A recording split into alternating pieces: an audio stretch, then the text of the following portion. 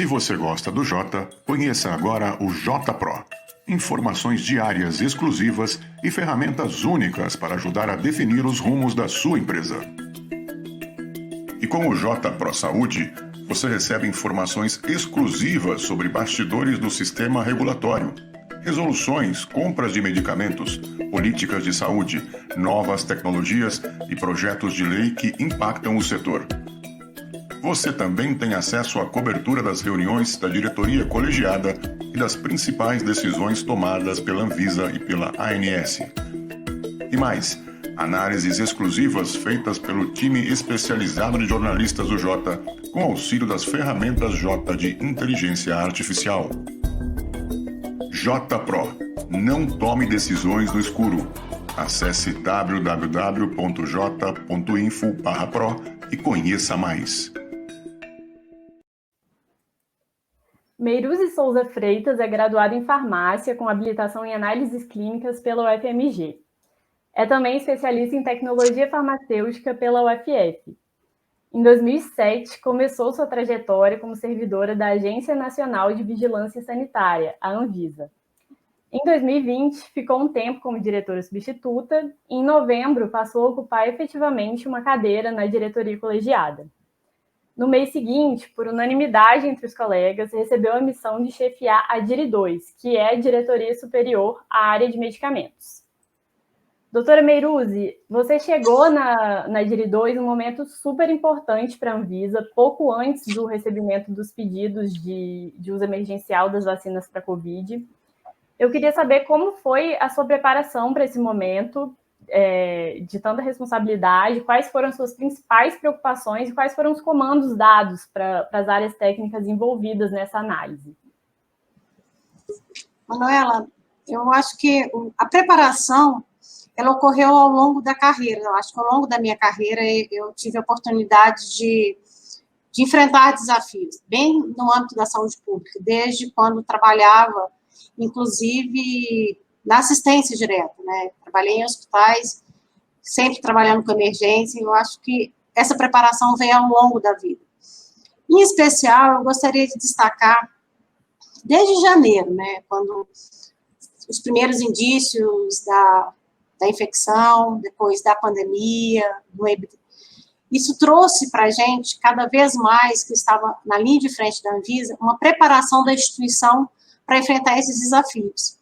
E muito forte a partir de março, quando o Brasil começou a estar realmente desafiado pela pandemia, né? Em especial quando ocorre ali a primeira morte no Brasil. Então, desde março, a Anvisa vem atuando assim, de forma, eu diria até mesmo na vanguarda, para tentar atuar reduzindo os impactos dessa pandemia, né? Essa pandemia ela tem um impacto muito grande na área de saúde do Brasil, tem impacto na economia, e dentro do aspecto da atuação da Anvisa, a gente veio buscando trazer medidas regulatórias que facilitassem o enfrentamento da pandemia. Então, o nosso primeiro desafio, e eu liderei muito esse processo, quase todas as regulamentações eu acabava estando envolvida ainda como adjunta.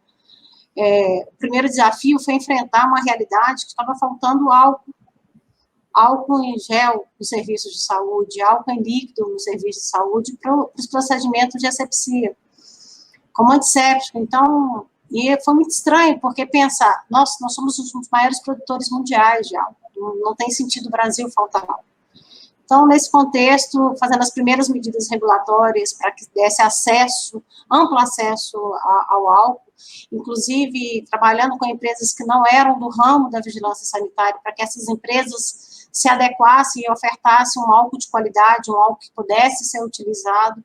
Então, fazendo todas as ações no sentido de retirar algumas exigências regulatórias, mas mantendo sempre o perfil de qualidade, mesmo pensando no álcool, porque ele estaria sendo usado na pele, a gente teria que avaliar se esse álcool não traria ali junto algumas impurezas que poderiam comprometer a saúde.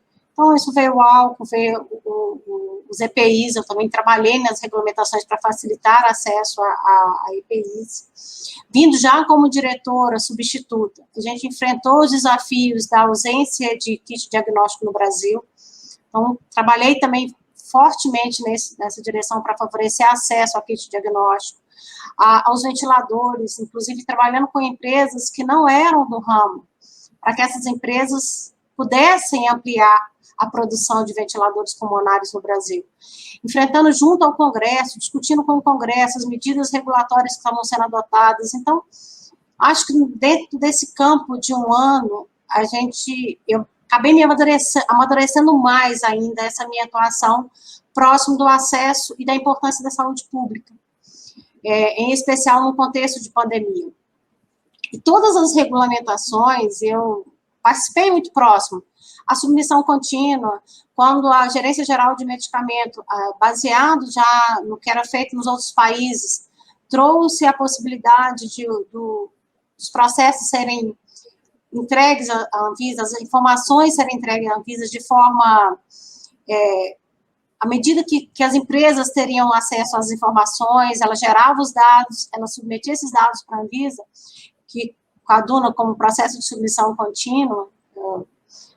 Eu trouxe a preocupação, a gente precisa regulamentar esse tema, para que seja previsível, para que todos tenham acesso da mesma forma.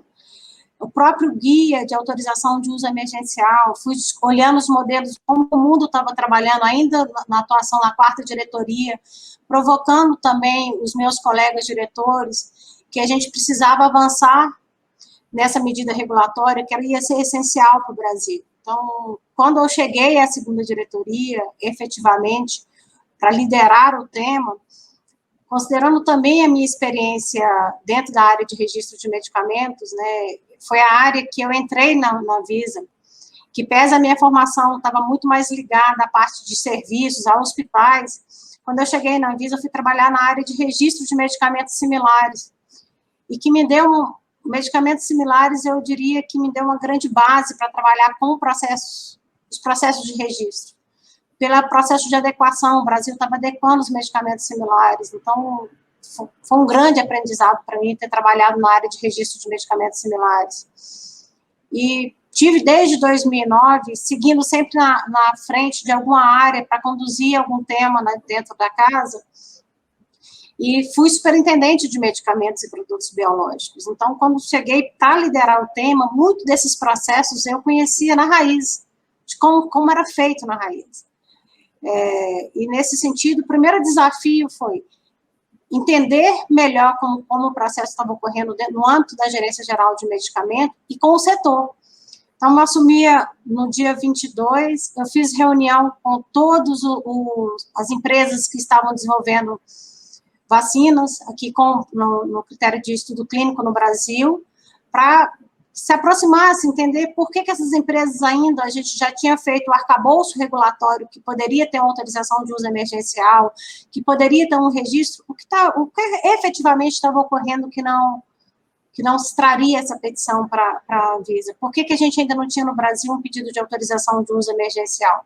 Então, ali no caminhar do Natal, no dia 24, fazendo reunião com o Instituto Butantan, com a Fiocruz, com a Pfizer, posteriormente com a Janssen, e recentemente fazendo com a União Química, uma forma de entender melhor o outro lado, uma vez que eu já estava trabalhando com essas empresas no âmbito para que pudesse ter a certificação das boas práticas de fabricação na área de vacinas.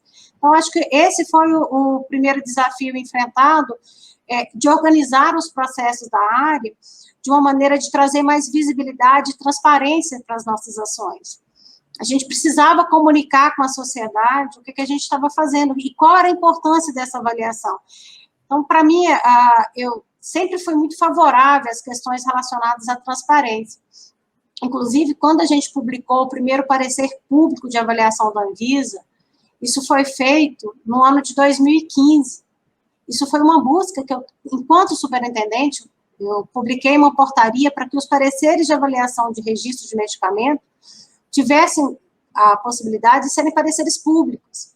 Quanto mais transparente é a agência, mais forte ela se torna. Então, buscando essas questões, principalmente de organizar o processo administrativo e de ser transparente na informação, foi o meu primeiro desafio na frente da diretoria, e trazendo essas informações para a comunicação em geral, inclusive no portal, dando oportunidade que a imprensa utilizasse essas informações, e acho que foi uma grata surpresa quando a gente publicou aquele painel das avaliações das vacinas. Eu olhava, todas as mídias utilizavam aquela informação, eu falei, gente, o quanto é importante a gente comunicar com o cidadão. Para quem que eu estou trabalhando? Eu trabalho para o cidadão brasileiro, eu trabalho para que ele tenha acesso a produtos de qualidade, então, mas ele não sabe. E como estava todo mundo na expectativa de ter vacinas, mas todo mundo tem certeza que a nossa população quer vacinas com qualidade, ele precisava entender o que eu estava fazendo aqui na Anvisa. Então, a estratégia de comunicar por meio de um painel e de gráfico, trabalhando com a área, eu falei assim, gente, nós temos aqui especialistas, cientistas, com uma grande formação, mas a gente não sabe comunicar. Eu até brinquei no meu voto, quando eu falei, o nosso difícil dialeto. E para vocês que estão do outro lado, entender o nosso dialeto é um grande desafio, mas eu acho que a imprensa evoluiu muito, porque eu vejo, às vezes, na fala da imprensa, tem uma fala muito diferenciada dentro do contexto da regulação, do contexto técnico, e eu acho que a nossa transparência tem contribuído com isso. Com certeza, o painel foi excelente, assim, foi muito bom mesmo em termos de transparência, acho que tanto para a imprensa quanto para a sociedade. Agora, como você falou, era um momento, assim, de pressão social, até mesmo social, né? Todo mundo estava esperando ali a decisão da Anvisa. E aí, eu te pergunto, houve um zelo excessivo da agência? Por que demorou para chegar, né, o primeiro pedido?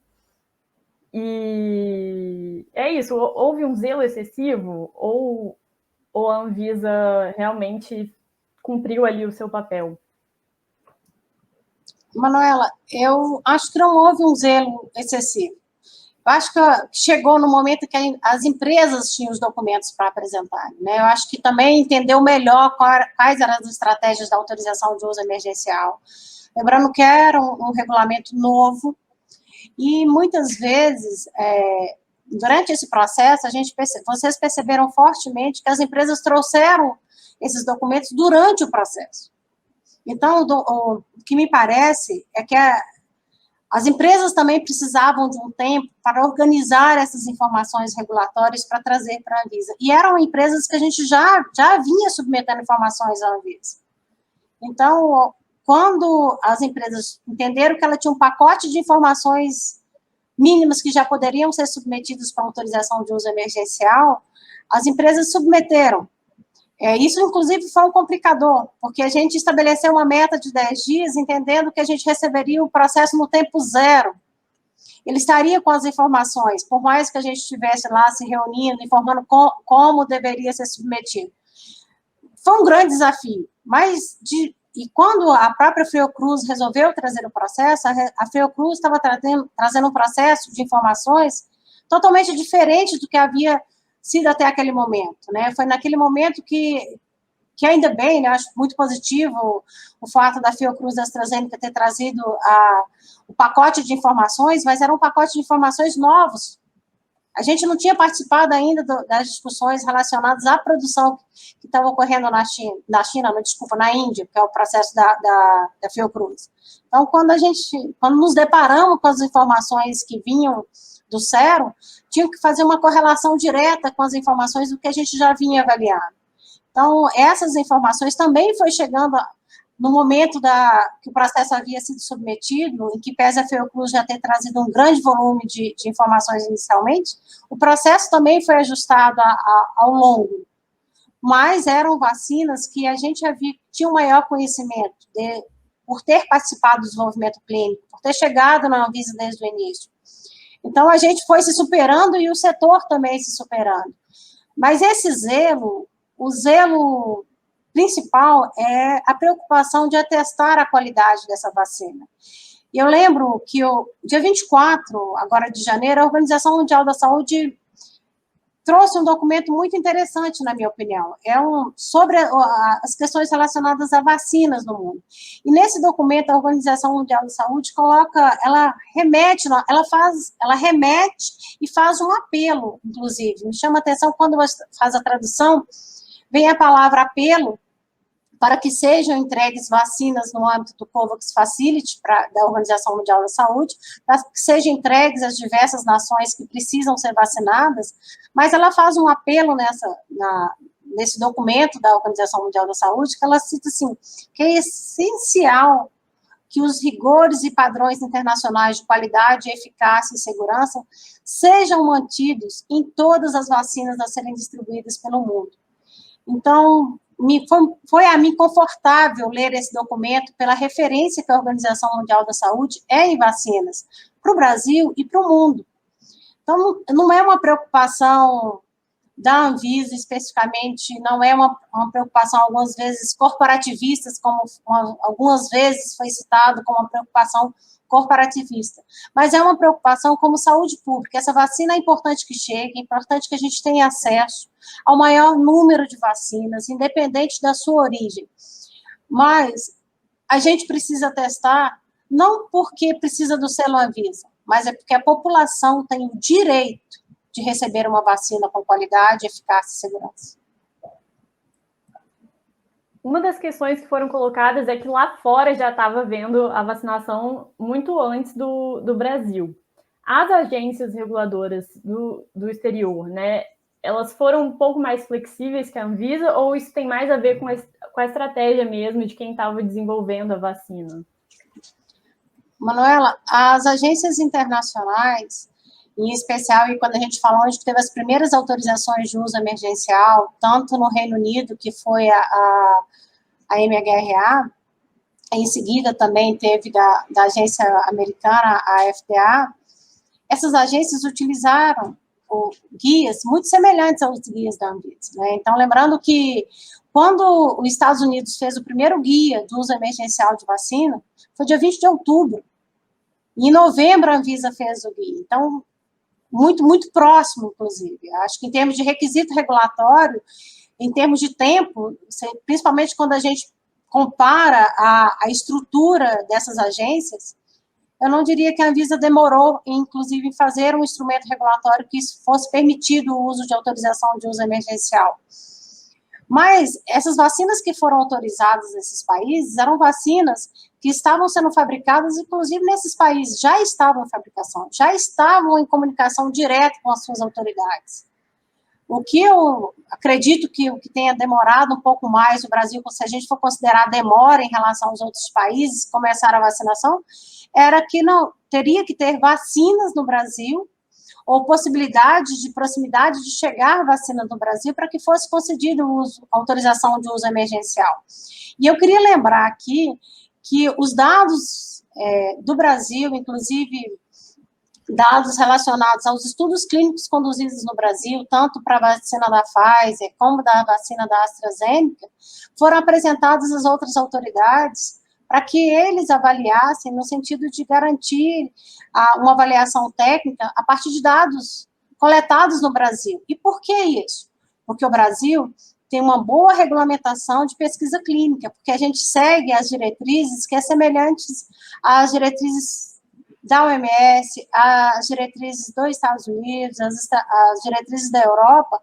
Então, eles aproveitaram os dados do Brasil, porque o nosso modelo regulatório de pesquisa clínica é considerado um modelo regulatório que segue as boas práticas clínicas, que os dados são rastreáveis, que a população é estabelecida, a gente avalia o desenho do estudo, e, em especial, nós temos uma equipe clínica no Brasil excelente. Os centros de condução de pesquisa clínica no Brasil são centros renomados. Por isso que essas autoridades utilizaram os dados do Brasil. Os dados que nós avaliamos de boas práticas de fabricação também foram utilizados. Eu acredito que a diferença essencial era, nos outros países já tinham vacinas para serem ofertadas para uma autorização de uso emergencial. E no Brasil, quando a gente tinha a possibilidade de dar vacina e a documentação estava adequada para o pedido de autorização de uso emergencial, esse pedido veio à Anvisa. Pois é, apesar de ter existido essa ideia de que a Anvisa era uma barreira burocrática, digamos assim, nessa questão da autorização para uma vacina para Covid, a Anvisa foi bastante flexível até mesmo na análise, né? Apontou várias incertezas, a área de medicamentos apontou várias incertezas ali na reunião de autorização e, inclusive, permitiu haver tendências, né? Através daquele instrumento, o termo de compromisso. E aí, uma das questões é a população-alvo, né? Do uso emergencial. Faltaram dados para idosos, né, de eficácia, para as duas vacinas, tanto para a Coronavac quanto para a vacina de Oxford. E a Anvisa não fez nenhuma restrição, né, quanto a essa aplicação. Na bula, a indicação ficou para pessoas acima de 18 anos. Os idosos estão no topo de prioridade do plano de imunização do Ministério da Saúde. Eu queria saber se houve alinhamento com o governo federal, se houve alinhamento com o grupo responsável pelo PNI, como que ficou a Anvisa nessa situação? Manuela, eu agradeço essa sua pergunta, ela é muito sábia, inclusive. Quando a Anvisa fez a avaliação, e não só o Brasil, se você avalia o relatório de várias autoridades que concederam o uso emergencial, eles concederam sempre uma avaliação benefícios versus riscos. Se os benefícios superam os riscos para uma autorização de uso emergencial. E quais são os compromissos que essas empresas teriam para o monitoramento dessas vacinas. Então, não foi uma particularidade do Brasil o termo de compromisso. O termo de compromisso foi uma particularidade pelo nosso instrumento regulatório, né? Pela questão da lei das agências, que exige um procedimento no Brasil diferenciado em relação aos outros países. Mas lá existem também esses termos de compromisso das empresas, num formato diferenciado, mas per si é a mesma coisa. Em relação as incertezas em relação ao grupo de idosos, se a gente for olhar dos dados publicados, principalmente em relação aos estudos apresentados, as vacinas RNA mensageiros, aí que a gente diria seria a vacina da Pfizer e da Moderna, são as vacinas que os estudos têm o maior número de voluntários em idosos. Tanto a vacina da AstraZeneca como a Coronavac, com o estudo conduzido aqui no Brasil, o número de voluntários de idosos é um número pequeno. Pela estratégia, em especial, a estratégia do desenho estabelecido para a Coronavac, eles utilizaram muito os profissionais de saúde. Haveria ali, pelo número, pelo que a gente chama que o N, que é o tamanho da amostra, uma amostra reduzida para que a gente pudesse concluir com certeza que essa vacina é eficaz para idosos. Assim como aqui pese da AstraZeneca, o N ser maior e ser mais representativo, a gente também não tinha todas as ferramentas para concluir que era eficaz para ser utilizado para idosos, em especial para acima de 65 anos. E a gente resolveu deixar isso de forma muito clara, tanto nas apresentações que foram realizadas durante a reunião da diretoria colegiada, quanto no parecer público, quanto no relatório, quanto no meu voto. A gente falou assim, há incertezas. Entretanto, há perfil de segurança para ser utilizado, essas vacinas têm perfil de segurança para ser utilizado em idosos. Em todos esses países, em especial nos Estados Unidos, no Reino Unido, e até mesmo dentro da Organização Mundial da Saúde, depois que se faz essa avaliação regulatória, também se faz uma avaliação das estratégias das políticas públicas de vacinação, que nesse caso é estabelecido pelo Ministério da Saúde, em especial pelo Programa Nacional de Imunização. Então, nós deixamos todas essas informações claras, mas mesmo os outros países que tinham como estratégia a questão que as vacinas poderiam não ser eficazes para idosos, eles fizeram uma avaliação de benefícios versus riscos quando decidiram que essas vacinas fossem utilizadas em idosos, considerando que os idosos estavam mais susceptíveis aos efeitos graves da doença, às hospitalizações. Então, foi uma avaliação considerando também a vigilância epidemiológica. E essa avaliação, junto ao PNI especificamente, a Anvisa não fez. Qual era a estratégia do PNI?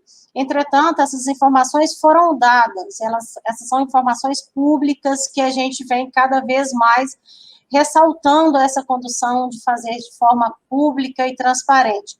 E a gente observa que esse foi um comportamento em vários países também, e não é uma decisão da autoridade reguladora qual é o grupo que vai ser vacinado. Ele tem que ser vacinado dentro de um perfil de segurança que foi avaliado pela autoridade reguladora. Outra colocação que vocês fizeram nessa reunião de autorização do uso emergencial das 2 vacinas foi que era um contexto que faltavam alternativas terapêuticas, né? Faltava tratamento para Covid, não tinha nenhuma vacina autorizada. E aí eu pergunto agora, no contexto atual, a gente tem 2 autorizações, né, para 2 vacinas temporárias. Como fica a situação dos outros desenvolvedores? A Anvisa pode ser mais rígida, já que já há produtos sendo usados, ou não? Por conta da falta de matéria-prima? Qual que é o cenário atualmente para os demais, né? É importante colocar que nós estamos tratando de produtos que ainda estão em desenvolvimento clínico. E você não tem certezas ainda de abastecimento. Então, quando não se tem a certeza do abastecimento, você tem que, inclusive, trabalhar com o maior número de vacinas que pudessem estar disponíveis. E que essas vacinas sejam acompanhadas, porque pode ser que lá na frente, por uma questão específica de farmacovigilância, você, inclusive, precisa retirar essa vacina do mercado. Então, a estratégia é utilizar os requisitos regulatórios que consiga comprovar ainda a eficácia e segurança, como foram feitos para essas vacinas.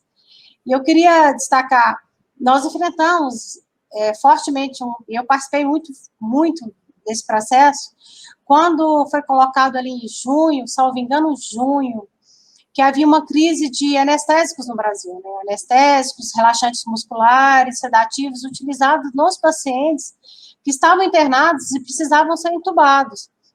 E nesse momento, em que pese o Brasil ser um grande produtor, que eu queria até fazer uma ressalva, no Brasil nós somos os grandes produtores de anestésicos que nós utilizamos, as empresas brasileiras aqui fabricam. Muitos deles, o abastecimento ocorre 100% pela produção nacional. E eu fui trabalhar mais próximo ao setor para que a gente ampliasse a capacidade de produção e a gente ampliasse o acesso aos anestésicos. E naquele momento não dava para você considerar, porque eu tenho um anestésico registrado, eu não posso deixar outro entrar, porque o contexto da pandemia, existe muitas situações que você não consegue saber ainda quando vai terminar, é momentâneo. E eu fiz, inclusive, um edital de requerimentos de informações para o setor, para que a gente pudesse dar para o Ministério da Saúde a quantidade de anestésico que estava disponível no Brasil, a quantidade que estava sendo produzida, a quantidade que estava sendo importada, a quantidade que estava sendo vendida, para onde que esse anestésico estava indo, se ele estava indo para o estado A, B, para que cidade, para que hospital, para que o Ministério da Saúde, detentor das políticas públicas do Brasil, pudesse, junto com os secretários de saúde, ter um cenário de maior tranquilidade sobre os anestésicos, tendo em vista que são medicamentos essenciais, em especial no manejo clínico dos pacientes. Então, para mim, em especial, pela minha formação e pelo meu compromisso em saúde pública, era inaceitável saber que uma pessoa precisava ser entubada e essa pessoa não tinha o suporte terapêutico para que ela pudesse, o médico não tinha esse suporte para ele poder atuar na ponta e para ele poder salvar vidas. Então, por isso que eu falei assim no início, eu tenho trabalhado, acho que quase 7/24, não tenho tido tempo para parar e fazer uma reflexão, até mesmo comprometendo a minha família, comprometendo um pouco até a minha saúde, mas não, é importante, eu não posso parar porque vidas precisam, e nesse sentido eu queria registrar que eu tive um apoio muito forte da minha família. Então, assim, vai, porque a gente precisa. Então, nesse momento, isso não é ser macho, tá, Manuela? Queria deixar isso muito claro. Não sou melhor nem pior que ninguém porque eu fiz isso. Isso é a responsabilidade que a gente tem que ter quando a gente trabalha com o bem público.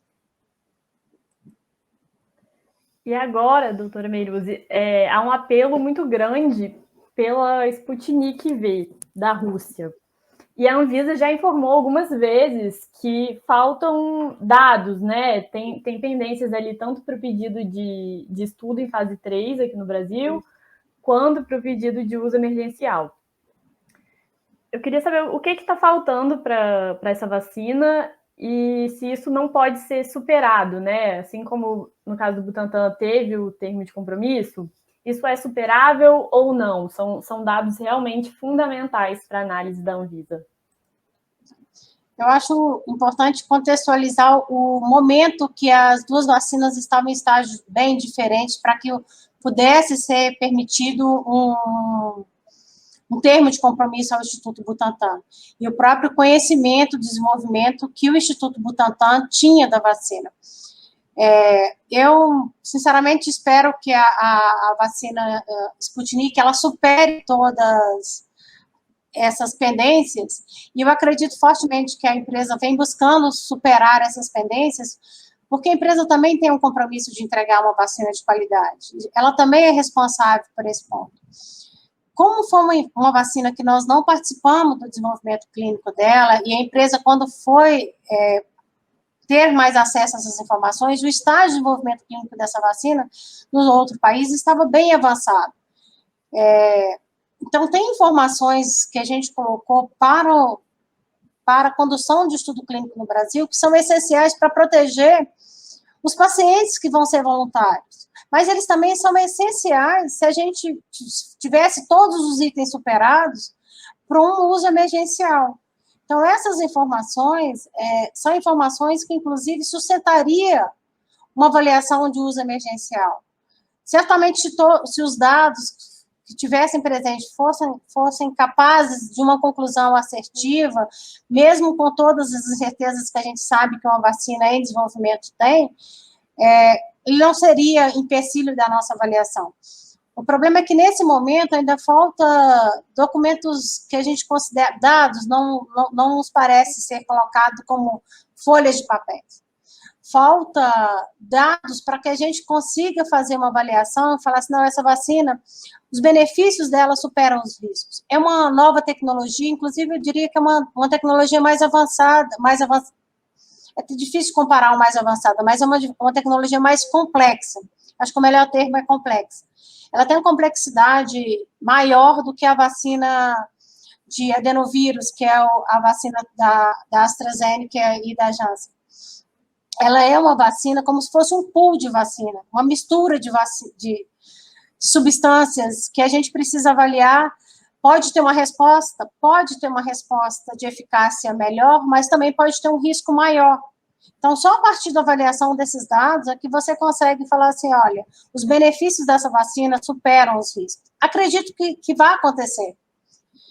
Acredito que eu venho discutindo com as outras autoridades que estão, em especial a Argentina, uma das estratégias também, eu queria retornar, que uma das estratégias de trabalhar é conversar com outras autoridades mais próximas. Então, quando a própria questão da Sputnik, eu já abri uma discussão específica com a Argentina para entender o contexto da Argentina, da autorização, que tipo de avaliação que foi feita pela AMAT, que é a agência irmã da Anvisa na Argentina, né, que tem as atribuições semelhantes à Anvisa, a autoridade reguladora da Argentina, que inclusive é uma autoridade de referência nível 4 pela Organização Pan-Americana de Saúde. Qual a avaliação que a AMAT tinha feito nesse processo? Pedindo, inclusive, uma avaliação, uma reunião com a autoridade russa e uma avaliação com a Organização Mundial da Saúde, uma vez que os dados também foram da vacina Sputnik foram apresentados à Organização Mundial da Saúde, mas a Organização Mundial da Saúde ainda não avançou na avaliação da Sputnik, ainda há dados complementares que precisam ser discutidos com a Organização Mundial da Saúde. Justamente para buscar avaliar se o Brasil poderia substituir alguma informação por outra informação que já pudesse estar em alguma autoridade. E, na Argentina, a decisão da autorização de uso emergencial, ela passou por uma decisão do Congresso que essa autorização era de autonomia do Ministério da Saúde da Argentina, e a AMAT fez uma visita, que eu diria uma visita técnica protocolo nos foi posto nas instalações, e foi feita uma visita técnica na Rússia, na qual eles fizeram uma avaliação, mas a Argentina não estabeleceu uma diretriz própria para a avaliação da autorização de uso emergencial, também não seguiu a diretriz de um outro país. Mas eles, baseados nos critérios de saúde pública da Argentina, eles decidiram pela autorização do uso emergencial, com uma avaliação de recomendação da AMAT, não uma avaliação mais diretiva, como acontece no Brasil. E nessa primeira oportunidade de solicitar uma reunião com a autoridade da Rússia, eu queria registrar que a Rússia tem uma particularidade em relação ao Brasil. Quem faz a autorização pré-mercado de um registro é o Ministério da Saúde da Rússia, e a autoridade da Rússia, ela trabalha muito com o pós-mercado, com a farmacovigilância, então ela não participa diretamente da autorização, pelo menos é a informação que nos foi dada pela assessoria internacional. Mas ainda assim, então vamos marcar uma reunião com o Ministério da Saúde para que a gente entenda. Mas para que essas reuniões sejam mais produtivas, a gente colocou, e até com a segunda reunião com a Argentina, colocando quais são as dúvidas e as inconsistências que o Brasil tem em termos de documentação, que a gente possa discutir mais próximo com a Argentina, com a Organização Mundial da Saúde e até mesmo com a Rússia, sempre no sentido proativo de entender o contexto e favorecer que a gente tenha vacinas no Brasil de qualidade, de eficácia e segurança. Pois é, que no Brasil a decisão cabe à Anvisa. Existe alguma possibilidade, algum cenário do Ministério da Saúde fazendo esse pedido, a Anvisa possa encontrar alguma alternativa possível para, mesmo na ausência desses dados, a vacina, para que a vacina possa ser usada no PNI, ou é uma possibilidade improvável? Dentro dos elementos hoje que nós temos de dados técnicos, eu diria que não há condição da gente atestar a qualidade e eficácia e segurança. A partir de informações que fossem apresentadas, que fossem capazes que a gente entendesse que os benefícios superam os riscos, a gente não se furtaria em fazer essa avaliação. Entretanto, o processo, no estágio que está, ele ainda precisa ser aprimorado em termos de dados.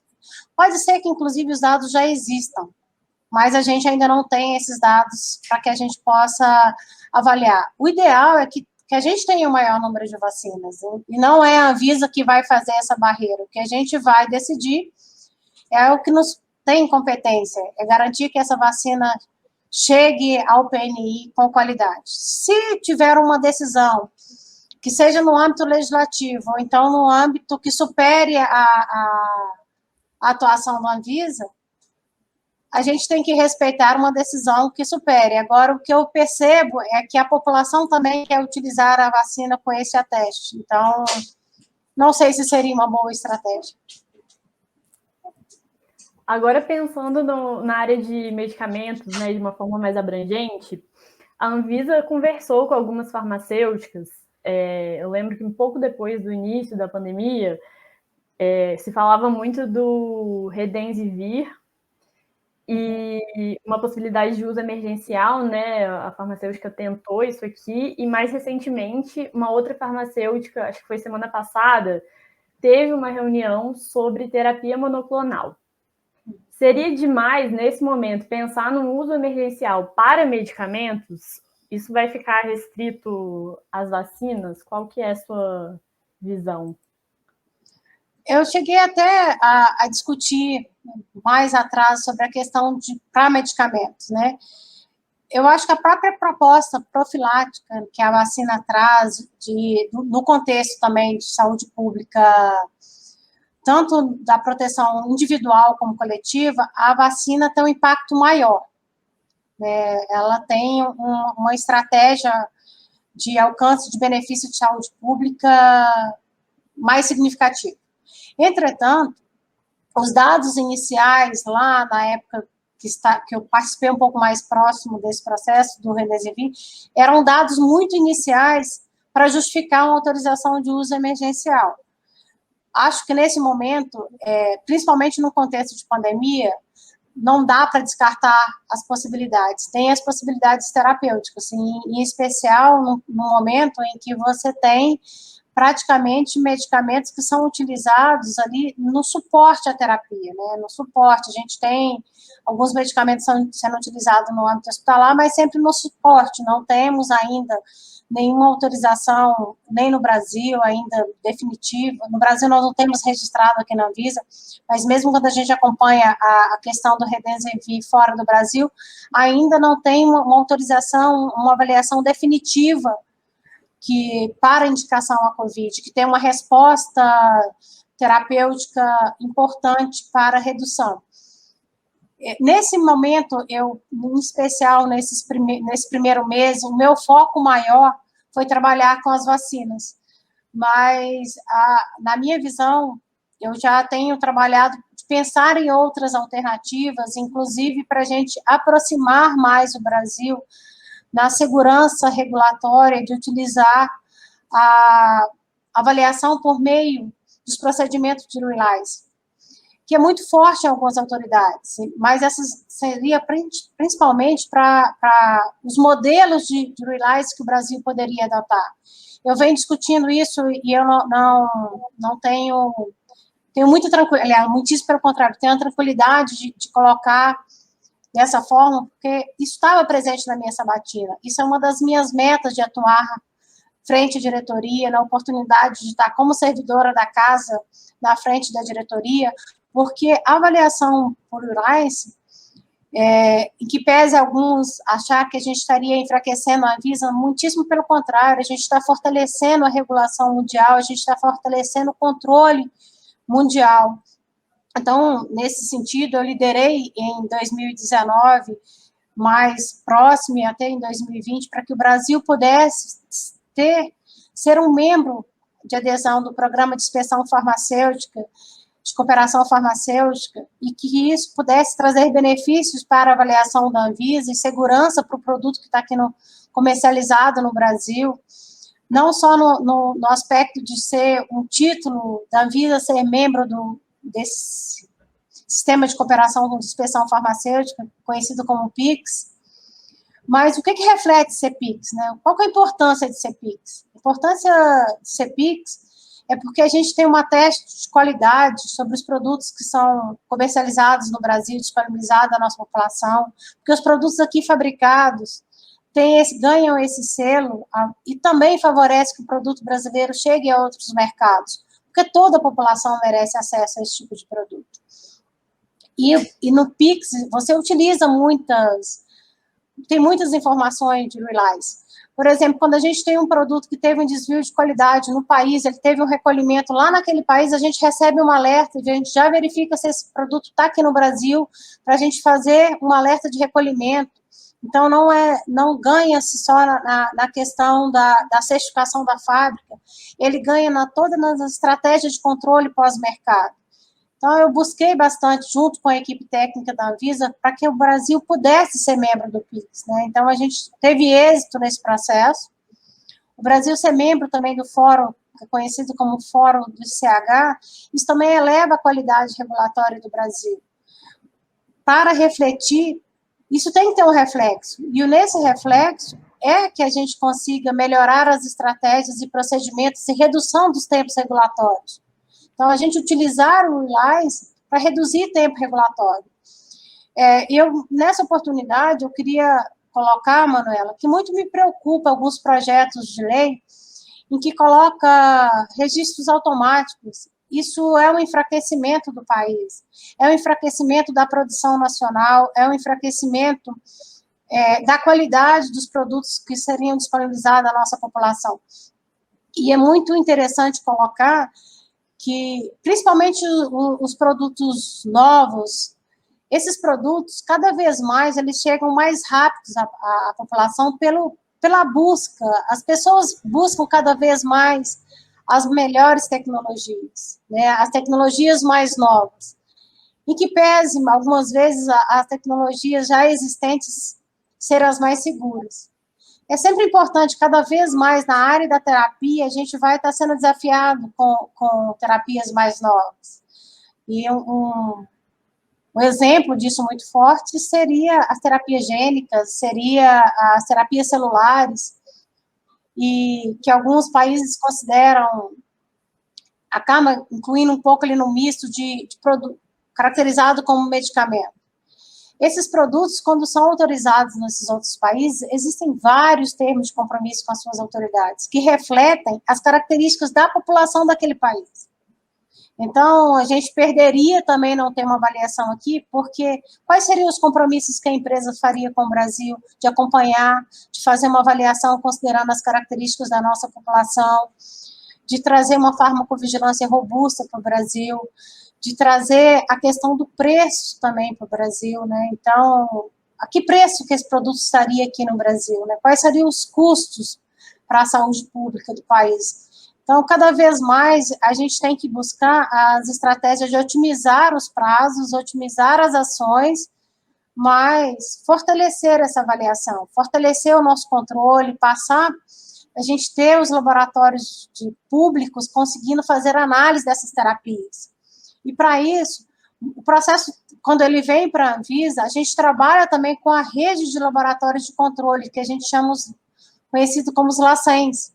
Então, essas metodologias chegam nesses laboratórios para que a gente possa fazer análises fiscais, análise de monitoramento, que a gente possa tomar uma atitude rápida se precisar tirar esse produto do mercado, os alertas de farmacovigilância.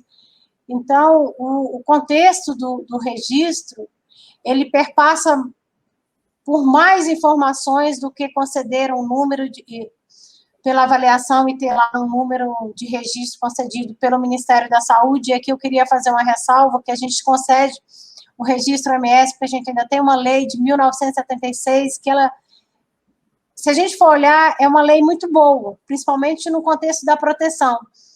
Mas dentro do contexto dos avanços tecnológicos, eu diria que essa lei já está no momento também de ser aprimorada. E o registro deveria sair lá da Agência Nacional de Vigilância Sanitária. Doutora Meiruzzi, então, hoje, em tempos normais, você acha que o registro demora a sair na Anvisa? Porque uma das questões que a pandemia trouxe foi essa agilidade, né? Redução de prazos, até mesmo a alteração provisória da regulamentação e tudo mais. É possível manter prazos tão reduzidos, ou isso vai acontecer aos poucos com esse tipo de iniciativa, né? Compartilhamento de dados com outras agências, ou outras formas de otimizar? Eu acredito que o que a pandemia vai trazer, Manuela, a gente está trabalhando com toda a força de trabalho nos produtos para a Covid-19. Isso acaba prejudicando também outras avaliações. Mas entendendo que o contexto essencial, nesse momento, é a gente focar na pandemia. Eu acho que há muitos espaços ainda de melhoria de processo na Anvisa. Em especial, hoje, a gente tem que levar em consideração todo o amadurecimento também das empresas e o amadurecimento também do setor mundial, o setor farmacêutico mundial, e desses controles que você pode fazer no pós-mercado. Como estratégia, mas aí você tem que ter realmente essa estratégia implementada e pensada como estratégia também de você otimizar processos. Cada vez mais, a Anvisa vai ter que avaliar, focar em produtos baseados em risco. Então, eu diria, o que significa? Significa que a gente, de repente, entendendo o contexto de avanço que teve nesses 22 anos de Anvisa, dos produtos, alguns produtos, a Anvisa precisa reduzir o impacto da sua avaliação pré-mercado. Aí a gente diria, os medicamentos isentos de prescrição, os medicamentos que os fármacos já estão muito bem estabelecidos, alguns medicamentos que estão indo para a linha aí dos medicamentos genéricos, em que você já conhece muito bem o comportamento do fármaco, da concentração, que eu diria da forma farmacêutica, de quais são os impactos no organismo, que é produzido por uma empresa qualificada. Então, há espaço para você tirar uma avaliação mais rígida para pré-mercado e fazer uma estratégia de acompanhar esse produto no pós-mercado. E trabalhar também mais próximo com essas ações de reliance para você otimizar avaliações que já foram feitas por outras autoridades e que você tenha não só semelhança de medidas, mas que a gente vá trabalhar cada vez mais com acordos com essas autoridades, com memorando de entendimento, tendo acordos de confidencialidade, trocando esses relatórios mais próximos. Mas, para isso, a gente precisa fazer uma etapa, que é essa etapa que eu estou preparando, e eu espero que em breve a gente consiga avançar, é os critérios de qualificar uma autoridade regulatória, para que a gente possa utilizar e otimizar as nossas informações a partir de avaliação de outras autoridades. Isso é um movimento que vem feito cada vez mais forte, que é um movimento de convergência, e ele não é um movimento de concessão automática, ele vem muito na linha de confiança regulatória.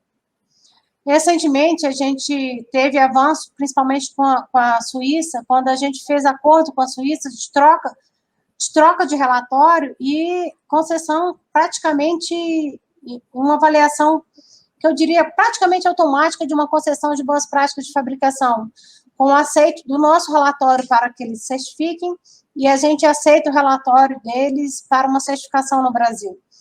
Mas sempre pensando numa avaliação de risco, fazendo qual que é a característica dessa fábrica, qual a característica do produto. Eu acho que a gente ainda precisa amadurecer mais as nossas estratégias e metodologias de risco, porque para avaliar risco a gente precisa ter método, a gente precisa ter segurança dessa avaliação, porque risco é incerteza. E no contexto da pandemia, nos permite liberar produtos com incertezas. Em determinados contextos, não nos permitirá isso. Então, os nossos prazos regulatórios, quando a gente verifica os prazos de outras autoridades, principalmente para avaliação de moléculas novas e avaliação de biológicos, o prazo Brasil não é muito superior de autoridades como as autoridades da União Europeia e a autoridade americana, até mesmo o Japão, que é uma autoridade que tem uma avaliação bem célere no contexto das avaliações. Mas isso não significa que a gente precisa falar que aqui na Anvisa está tudo bem. Não está. Tem muito espaço para aprimorar e muito espaço de melhorias. Essas duas questões, então, seriam prioridades da sua gestão à frente da área de medicamentos, né? Como superior à área de medicamentos, essa convergência regulatória, com troca de informações, aproveitamento de informações, e focar menos no pré-mercado e mais no pós-mercado? Quais outras prioridades? A minha grande... Dentro desse contexto também, eu trabalho em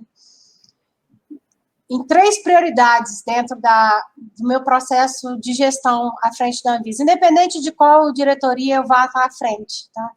Mas essas questões relacionadas à convergência regulatória e reliance, para todos os produtos sujeitos à vigilância sanitária, eu acho que a gente precisa ampliar, não só para medicamentos, eu acho que o medicamento até tem muitos pontos avançados, mas tem oportunidade de vários produtos.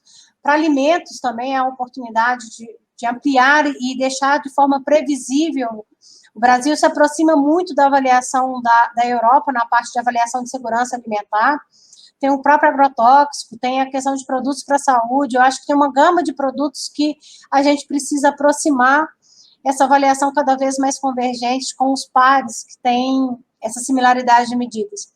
Um ponto muito forte dentro do meu contexto de estudar a regulação, de experiência aqui na Anvisa, de olhar como os outros países trabalham, eu coloquei isso também na minha sabatina, venho colocando isso aos diretores da casa para a gente trabalhar com o ciclo de vida de produto. Algumas vezes eu venho falando, quem conversa comigo, o que é o ciclo de vida do produto? Você entender do início como ele é desenvolvido, como ele passa por um processo de autorização, como são os controles pós-mercado desse produto e que tipo de monitoramento ele precisa ter, seja nas questões relacionadas à vigilância da qualidade, seja nas questões relacionadas à vigilância de saúde, e olhar em que quem é que vai receber esse produto? Como ele vai ser utilizado? Ele vai ser utilizado por um profissional de saúde ou ele vai ser utilizado diretamente pelo cidadão? Então, o ciclo de vida do produto, eu diria que é uma grande estratégia de atuação da regulação para todos os produtos sujeitos à vigilância sanitária. É um tema que eu persigo, é um tema que eu acho que o Brasil também precisa avançar. Isso, certamente, terá um reflexo na estruturação da Anvisa, nas caixas da Anvisa. Isso fará com que a Anvisa saia de caixa de diretoria A, B e C. Então, se eu conseguir avançar esse tema junto com os meus pares, eu diria que me aponta aí um grande avanço da regulação do Brasil e uma grande estratégia para otimizar o processo. É a gente pensar no ciclo de vida de produtos, sem trabalhar especificamente com a diretoria A, B ou C, mas a gente isso vai refletir certamente nas estruturas de todas as diretorias da agência. Esse é um tema que eu espero avançar. Um outro tema, dentro da minha atuação na Anvisa, é fazer com que a Anvisa se torne uma autoridade de referência da Organização Mundial da Saúde. Esse modelo no mundo está mudando. Nós somos a autoridade de referência da Organização Pan-Americana de Saúde como nível 4, que é o maior nível de uma autoridade reconhecida. E a Organização Mundial da Saúde vem discutindo a qualificação das agências, das autoridades. E, nesse sentido, a gente participou, inclusive, do modelo, contribuímos no modelo que as agências seriam auditadas e avaliadas no questionário que a Organização Mundial da Saúde vai utilizar, na ferramenta que ele vai utilizar para auditar. E, nesse momento, a gente também está trabalhando nesse processo para que a gente possa atender todos os critérios para ser uma autoridade forte, né, uma autoridade que seja qualificada pela Organização Mundial da Saúde, junto com os pares dos países desenvolvidos, e que isso não seja uma chancela apenas para os países ricos, e que o Brasil tenha também esse selo de qualidade da Organização Mundial da Saúde. A gente está trabalhando forte também, a minha missão é que a gente alcance esse nível de qualidade. Eu acho que vai ser muito importante também para o Brasil, no contexto regulatório mundial, e também importante para a nossa população. Então, eu diria que são essas as minhas missões mais estratégicas à frente da diretoria da Anvisa, porque isso reflete também na capacitação dos nossos servidores, reflete também na qualificação técnica desses servidores, na ampliação da força de trabalho e na redução dos custos do Brasil. Hoje, a equipe que você tem na GGMed é a equipe que vai ser mantida? Porque, por exemplo, o Gustavo Mendes, que é o gerente geral, ele foi uma pessoa levada pela Alessandra, né, sua antecessora. Claro que a gente está num momento de pandemia e o trabalho dele teve destaque e tudo mais. Você pretende manter essa equipe ou, dentro desses planos futuros, também pode haver mudança nesse ponto de gestão? Manuela, eu te agradeço a sua pergunta, até para reconhecer o talento do meu colega Gustavo Mendes, né? Ele realmente é um talento. Eu trabalho com o Gustavo, né, junto com o Gustavo, praticamente desde quando eu entrei na agência. Conheço o Gustavo há muito tempo, sei das capacidades técnicas e de gestão do Gustavo. Inclusive, eu posso colocar aqui que o Gustavo já trabalhava comigo, enquanto diretoria de autorização de registro sanitário, como gerente da área de eficácia e segurança, enquanto eu era adjunto. E o Gustavo foi selecionado, inclusive por mim, para ser gerente de eficácia e segurança, junto à época que eu era adjunto do diretor Fernando.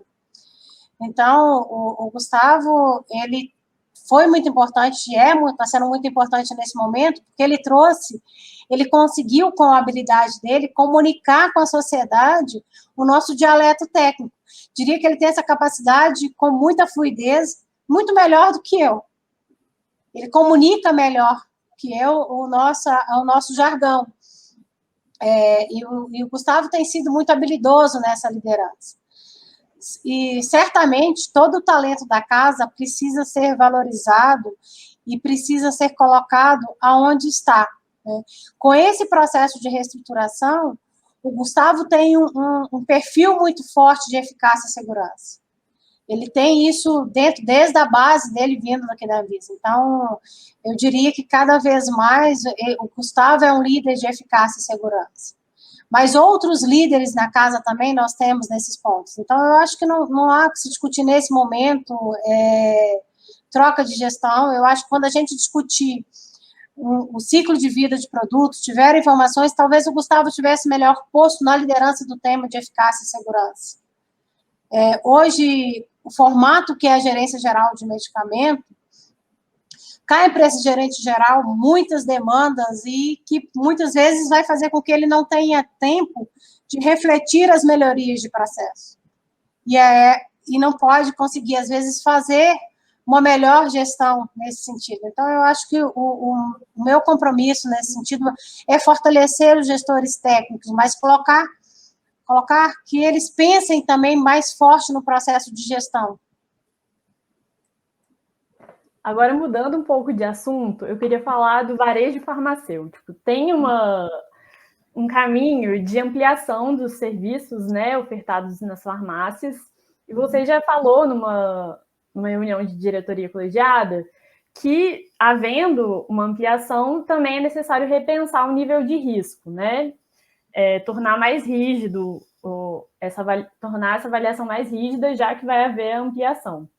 Tem outra questão também, que é a inclusão de marcas de farmácias nas embalagens de medicamentos, que é uma questão complexa também, que a Anvisa vai discutir, né? Estava em fase de consulta pública. Eu queria saber se você já tem uma opinião formada sobre isso, porque a Alessandra já tinha se colocado contra, né, essa possibilidade. Então, cabe à Anvisa colocar essa restrição numa RDC, ou é uma questão mais comercial? Qual que é a sua avaliação? A minha avaliação regulatória cada vez mais está sendo avaliada. Quais são os riscos? Quais são os riscos em termos de saúde pública? Entendeu? Qualquer avaliação regulatória, para mim, cada vez mais, a gente está trazendo barreiras ou a gente está trazendo proteção? Se for barreira, eu acho que a gente tem que repensar. E o quanto é papel da Anvisa trazer barreiras. Uma coisa é verdade, o modelo da assistência farmacêutica no Brasil, ele está em ebulição. Né? Eu particularmente acho positivo essa ebulição. E cada vez mais eu acredito que vai aumentar as discussões relacionadas aos serviços prestados dentro da assistência farmacêutica, prestados nos estabelecimentos. E cabe à regulação garantir a segurança. Então, a autorização de funcionamento de farmácia, e um tempo atrás queria se tirar, tem que tirar a autorização de funcionamento de farmácia, a Anvisa não precisa autorizar, porque existe a licença sanitária. Eu falei assim, gente, toda avaliação ela não pode ser tomada a só dado, e não pode ser tomada porque existe fila. Ela tem que ser pensada, fazendo uma reflexão de impacto em saúde pública. É importante para a Anvisa saber quantas farmácias o Brasil tem? É importante a Anvisa... Eu estou respondendo como uma pergunta. Por que é importante para a Anvisa saber quantas farmácias tem? Se a farmácia, onde que chega um dos produtos de maior risco à saúde, que é o medicamento, onde que pode estar disponível nessa farmácia medicamentos de complexidades diferenciadas, deve ser importante para a Anvisa saber quantas farmácias o Brasil tem. E também, porque nessa farmácia, às vezes, ela pode estar numa cadeia de receber produto falsificado. Então, quando se tem o controle de quantas as farmácias, se eu precisar fazer uma atuação de fiscalização que supera uma atuação do ente federal, ou do ente estadual, ou do ente municipal, essa informação tem que estar aqui na Anvisa. E algumas vezes a atuação da Vigilância Sanitária Federal ela tem que atuar, até no âmbito do município, por uma proteção específica de saúde pública, respeitando a nossa descentralização. Então, nesse momento, que foi uma abolição muito forte, eu falei, não, a gente tem que avaliar as estratégias de trabalhar com autorização de funcionamento baseado no risco do estabelecimento. Então, ali em 2019, acho que foi 2019, que a gente assumiu a área de autorização de funcionamento de várias empresas, dentro delas a farmácia, não tinha... Estava trabalhando ali com prazo de mais de 6 meses para autorização de um estabelecimento farmacêutico, em especial farmácias, né, e drogarias, tanto farmácias de manipulação como as drogarias, e farmácias sem manipulação, que são conhecidas, grande parte delas, como drogarias. Eu falei, não, a gente tem que trabalhar avaliando aonde está o problema dessa análise, e otimizar essa avaliação, e reduzir os prazos dessa avaliação, mas não tirar a autorização da Anvisa. Porque a gente ainda não conhece os riscos para falar assim, não, pode retirar.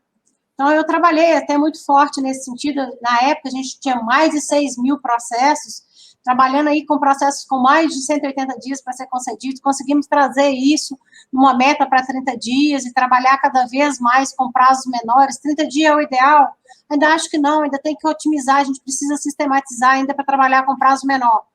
Mas conseguimos reduzir essa fila aí com esse número absurdo de processos e colocar no eixo, fazendo uma medida regulatória e também trabalhando com os nossos pares, que são as vigilâncias estaduais e municipais.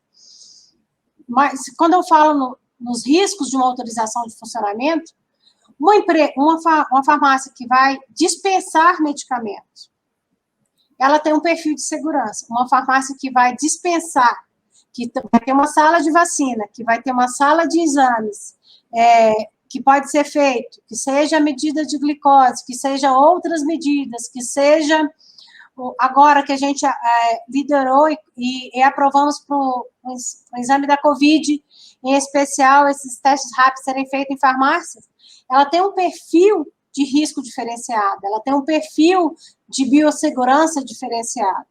Então, na autorização de funcionamento, a gente tem que trazer as estratégias que a vigilância sanitária, quando for fazer a sua autorização local, ela vai ter que trabalhar com estratégia de risco. Qual estabelecimento que ela vai inspecionar numa prévia concessão do alvará sanitário e qual estabelecimento não.